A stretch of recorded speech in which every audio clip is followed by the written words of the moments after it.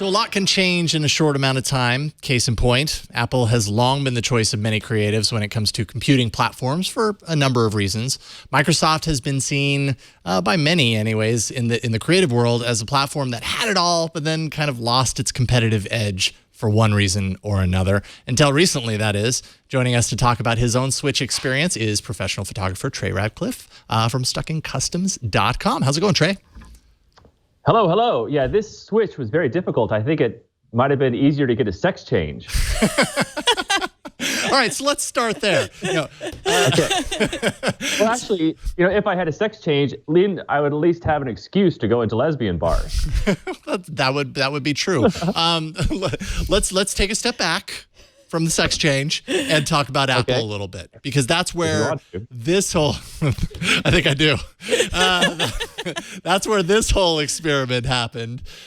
So you say that Apple has abandoned creatives. And I know for myself, like I'm a musician, I have a Mac at home, but this last kind of wave of new Microsoft Surface devices was the first time that I actually kind of thought, maybe there's life on the other side. Explain a little bit by what you mean about Apple abandoning creatives. Yeah, I think they largely have abandoned many creative professionals, maybe not all of them, but for those of us that need like heavy lifting, like a workhorse, right, a powerhouse, this new line of MacBook Pros that came out, they're not that exciting. They seem to be more stressing thinness and sleekness rather than power. I don't know why they wouldn't just make one more SKU, like a big old hefty MacBook Pro like the old days. They can have that little glowy bar up there, that's fine. They make beautiful products, but I'm shooting huge video files, huge photo files. I'm using the whole Adobe suite. I'm using all these other products to make my photos, and the Mac is going slow, and my new MSI that I got just flies. It's unbelievable. I don't know why I waited so long to switch. Were you on one of the new MacBook Pros? Like, had you kind of already upgraded to Apple's latest and greatest? I know it took them a long time to upgrade the MacBook Pro to the version that you're at right now, but even it couldn't keep up? I give myself a gift every year, and I buy a new computer every year, right? And I know that seems like expensive, but if you look at how much people spend on cars versus computers and how much time they spend using their cars versus computers, why not get a new computer every year? It's a rounding error. But I am using the most recent MacBook Pro without the little touch bar thing on it. So it's practically the same specs. Right. So what Windows machine did you get, or which Windows products did you get? I have a whole guide on my website because I've had so much difficulty switching. It hasn't been that easy that I haven't seen a lot of guides out there to switch from Mac to Windows, right? Usually it's the other way. And so I kind of wrote a step-by-step guide, and I listed out all the stuff that I got, but I'll give you the highlights right now. The highlights are I got an MSI, I think it's a WT71, I think that's it. It's sort of a gaming machine. And my theory is that if you have a really powerful gaming machine with good graphics, this will do the same kind of heavy lifting that video production needs and photo production. So it's been a great little machine. In fact, I have had a few troubles with it because it took me 2 weeks, for example, to figure out how to enable the graphics card, the NVIDIA graphics card, so that I could use it with Lightroom. And there's this little secret button you got to push, but I put that in the guide, and lots of little stumbling blocks along the way, moving data from one system to another. I'm just kind of getting, I used to be a Windows guy. I used to use these computers all the time. I used to build my own gaming machines. I got on Newegg and built my own machines. I loved it. It was a good time. But it's been about 5 years, so I'm trying to get back in the groove, and it's finally starting to click. I love Windows 10. They really seem to be innovating there at Microsoft. Microsoft not a sponsor or anything like that. I think it's just it's a really nice solution. How embedded in the Apple ecosystem were you prior to this switch? I mean, Apple, allows between all of their devices, if you've really gone all in, there's so much kind of cross-pollination between their devices that it ends up acting kind of as a way to make it more difficult for you to leave to a certain degree. Is that part of the challenge that you're up against here? That's right. I was pretty neck deep in a lot of their systems. Luckily, I had switched to Android about 4 or 5 years ago. I have that new Google Pixel phone. I love it. It's so much better than the iPhone. But I can't convince my tunnel vision iPhone friends Because that's the big argument. Like they're stuck in this ecosystem, which I think is insidious and somewhat evil. That it is really hard to get out of there. But most of the Apple products I didn't like and I didn't use. Apple Mail, I thought was the pits. I used Gmail. I mean, hello. I didn't use Apple Calendar. I used the Google Calendar. Basically, every Apple software product on there, there's something better. So the conversion hasn't been that bad. But it's, I'm still coming around on it. Mm-hmm. Well, that was what I was going to ask. I mean, as a professional photographer, I'm guessing that you weren't like just siloing your photos in Apple Photos, and you had already backed them up somewhere. Sure, I'll take the easy. Give me the auto iris. Yes, I'll just press that button and move on. That's what I do. But did you lose anything? Was there anything lost in the switch? Just data lost? Any horror stories? No, there's no data lost. I'm an Adobe guy, and I have Lightroom and Photoshop, so I use those a lot.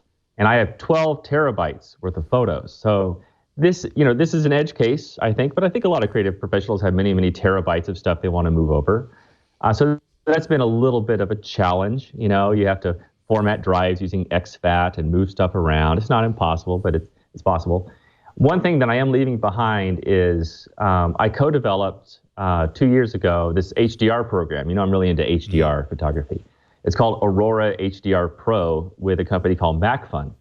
And so we were just on the phone with them today, and basically when I announced that I'm using Aurora HDR Pro, it just pissed off 80% of my audience that uses Windows. So right now we're doubling down, and we're going to make Aurora HDR for Windows, and it's in progress.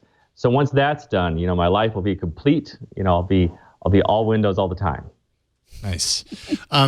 So I just to kind of give you an idea of where I'm coming from on this question, I've been using Mac for music production probably since, I don't know, early 2000s, let's say. Before that, I was on Windows, and PCs have definitely evolved a lot over that amount of time, to say the least. But one of the reasons that I moved away from Windows and towards the Mac OS is because at least the perception was, and my experience since then has been, that I spend less time tweaking with things to get things to work and more time just actually creating. Was that a part of this? And are you worried that might actually, be the case in something like Windows 10 as you continue to try and be as productive as you're used to? I know what you say. This is a big thing Windows users say, is that it really lets you get under the hood and tweak stuff. Well, I'm with you, Jason. I don't like to tweak any of that stuff. Once I open it up, I feel like I'm repairing a toaster. I don't know what to put where. It's ridiculous. Yeah. So I don't like tweaking stuff, and I have found no need to do that. And I know you probably know a lot more about professional music production than I do. Two guys that are definitely Windows are Hans Zimmer and Deadmau5. Have you seen Deadmau5's new Masterclass preview? No, I haven't. Do you know what Masterclass? So yeah, I know that he does a lot of that work online, and you can actually watch his production process and everything. Yeah, and so he seems to get away with just doing default stuff without getting really under the hood to do interesting music production. Mm-hmm. So I think I don't really know for music. I don't really know what is better, but I think that music production generally may not be as heavy lifting as photography and video production, but I might be wrong. I really don't know what I'm talking about. Mm-hmm. So, I mean, at this point, it sounds like where we're at right now is that it's pretty early on. Are you worried that you might encounter any roadblocks at this point, or no? Or is it looking like not. smooth sailing at this point? Yeah, it looks like smooth sailing. I have produced probably 50 to 60 photos just exclusively on the Windows machine. Nice. It's been super fast. I've got my Wacom tablet. It's very responsive. I've got some works that I'm doing for a patron. I have an art patron who's paid, several lots of money, and so I've done the whole thing pretty much exclusively on the Windows machine, and the photos look beautiful. It's been fast, been a positive experience. I've had to get around a little bit. The right clicking and the touchpad is a little different, but the human mind is incredibly plastic, right? And you can adapt to new situations very, very quickly. If you remember on the Mac, at one point, reverse the scrolling. So it was one way, then the other way. You're like, I'll never get this. And then 5 days later, you're like, oh, this makes a lot of sense. So don't underestimate the plasticity of the human brain and its ability to adapt to new styles of interacting with computers. Absolutely. I mean, that actually ties right into Megan and I's experience very recently. I'm an Android user, longtime Android user. Megan's an iOS user, and we traded phones for a month to see what it's like on the other side. And same, I mean, totally to your point. At first, very foreign. It doesn't take you that long for your brain to adjust to what the new way is, though you miss things on the other side, but it's not impossible. So yeah, that's true. I'll tell you one more reason I switched to Windows is because it's this is a VR-ready computer, and I'm getting really into virtual reality and creating 360-degree art, which just really isn't possible with the Apple system. Sure. And I am always kind of an early adopter, trying new things, always being uncomfortable. This is sort of, I think, the way of the artist or whatever. But I'm really enjoying it. It's incredibly stimulating. It keeps me uncomfortable. And I think this is a counterintuitive truth. And maybe this is more for creatives and artists than regular people. But I think like regular people, they should have the same thing. It's important to kind of keep yourself a little bit uncomfortable, right? Mm-hmm. People always want to retreat into some comfortable little pod, but that's actually not what you want to do. You need to mix things up and keep yourself guessing, keep yourself on your toes.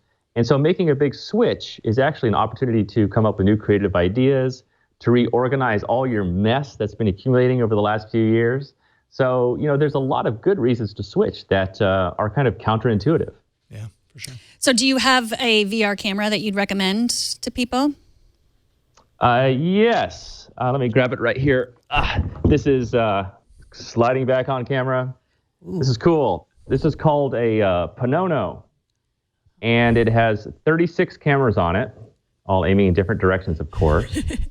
And there's a little stick, like a selfie stick you put in there, and you hold it up in the air like Gandalf, and you hit the button, and it takes one photo, and it stitches it all together inside, and then it uses the web and a server to really make things beautiful. Then you upload it right to Facebook, and it looks great. It has one other cool feature, too, where you can throw it up in the air, and then at its apex, it takes a picture of the whole environment. You got to be sure you catch the thing. That was my question. Yeah, but it's great. So I use this, and then I'm using a HTC Vive. I bought one for my son and I for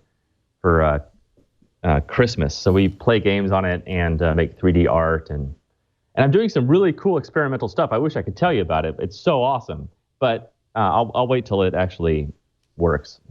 Absolutely. We'll have to have you back on to talk about it when it's live. That's right. And I'm sure it'll go up at stuckincustoms.com, which is your site that you post a lot of this stuff to. So that's right. That's right. Really appreciate you taking the time out of your day to tell us all about your Switch. I know you're not alone. There are a lot of people that go back and forth, and this is just a great example of how, I don't know, people get intimidated by it, and maybe they shouldn't. Trey Ratcliff with stuckincustoms.com. Thank you so much, Trey. Really appreciate it.